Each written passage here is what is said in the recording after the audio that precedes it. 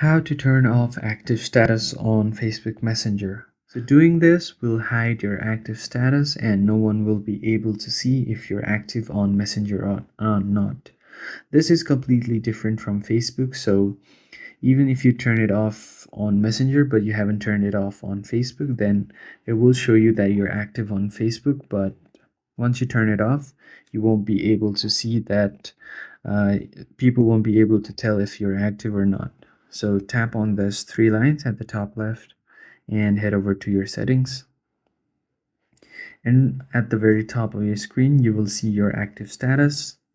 You can just toggle it off, and you can even change the time or set the time for how long you want to keep this off. If you want it off just for 1 hour, you can select 1 hour, for 8 hours, or until 8 p.m. or 8 a.m., or you can do a custom time right here. So you just turn it off and you can just choose until I change it. What this will do is it will pause your active status until you change it back to normal. So once you do this, no one will be able to see if you're active on Messenger, but the downside is you also won't be able to see if anyone is active or not. Even if they have their active status on, you won't be able to see it once you turn it off.